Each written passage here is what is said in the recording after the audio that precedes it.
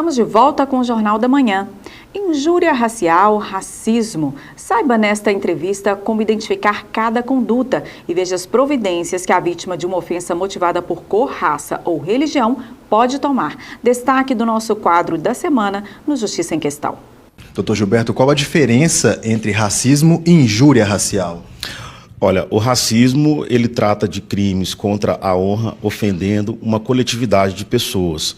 A injúria racial trata-se de uma subjetividade, quando há um ataque a uma pessoa somente falando da sua crença, da sua religião, da sua etnia e principalmente da sua cor. O que definiria exatamente a prática do racismo? Que exemplos poderíamos dar para as pessoas entenderem? Olha, o caso do racismo é tipo de quando um grupo de pessoas é atacado. Então, a gente cita o exemplo de quando tem mais de uma pessoa, são chamados de macacos, quando seus africanos voltem para a senzala, toda essa coisa que leva para a etnia da pessoa dentro de uma coletividade. E como identificar condutas que se enquadram na injúria racial?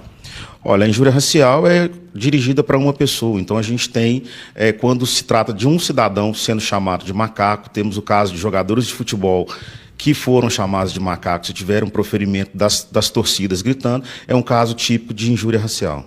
Após a identificação dessas condutas, o que é possível fazer, a quem procurar nesses casos?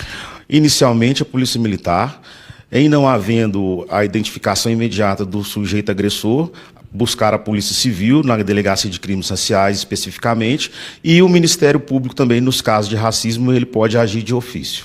Bastaria essa alegação ou é preciso apresentar provas desse ocorrido? Necessário que se tenha as provas, principalmente provas testemunhais, e hoje, como temos a tecnologia, gravações, filmagens, são essenciais e fundamentais para a instrução processual. 70% dos brasileiros estão conectados à internet. São quase 127 milhões de pessoas. O avanço maior foi nas classes C e E. Uma coisa é certa, o brasileiro está quase o tempo todo conectado. A internet para mim é tudo hoje em dia, né? Faço tudo por lá, né? Estudo, trabalho por lá, faço pesquisa por lá. Você não sai com a internet, você sente que falta alguma coisa. E a cada ano o uso da internet é maior. Pesquisa divulgada pelo Comitê Gestor da Internet no Brasil revela que nos últimos 3 meses, 126 milhões de pessoas utilizaram a internet. E o avanço foi maior nas classes D e E. Em 2015, eram 30% da população conectada. Hoje, já é a metade.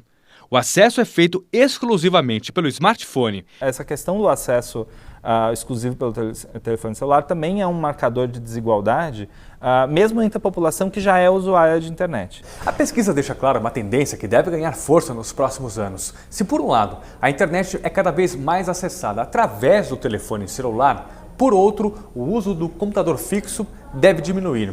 Nos últimos 4 anos, o número de pessoas que acessou a web por ali caiu quase à metade. Os arranjos que estão acontecendo agora são de uma conexão que chega e é roteada para diversos dispositivos que tendem a ser cada vez mais o telefone celular, dado que a gente não observa mais um avanço da presença do computador em casa. Pela primeira vez, a pesquisa revelou a tendência do uso da internet em relação aos serviços. 44 milhões de brasileiros já utilizam para essa finalidade. 6 em cada 10 pessoas realizaram pesquisas de preços de produtos e serviços e 3 em cada 10 compraram ou encomendaram produtos.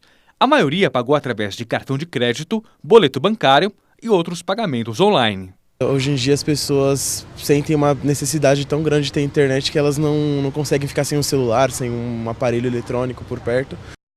A reforma da Previdência chegou a um momento decisivo no Senado e o governo tem pressa. Quer votar já na próxima semana o texto na Comissão de Constituição e Justiça, mas a oposição pretende endurecer o jogo. O relatório já foi apresentado na CCJ. O relatório lido na Comissão de Constituição e Justiça do Senado mantém praticamente o mesmo texto aprovado pelos deputados em 2 votações, como a idade mínima de 65 anos para homens e 62 anos para mulheres. O governo vai trabalhar para que o relatório possa ser apreciado, votado e deliberado na próxima quarta-feira aqui na Comissão de Constituição e Justiça. Nós vamos na quarta apresentar um voto em separado para que de forma justa se recolha mais e consiga se garantir a aposentadoria digna dos nossos aposentados. Se for aprovado na CCJ, o texto segue para 2 votações no plenário. plenário, onde são necessários 49 votos para aprovação. Se a matéria for aprovada com os cortes feitos pelo relator e sem alterar o mérito da PEC, não será necessário que os deputados a analisem novamente. Nós precisamos de uma reforma, mas precisamos realmente de uma reforma que seja compatível com a necessidade e com o anseio da população brasileira.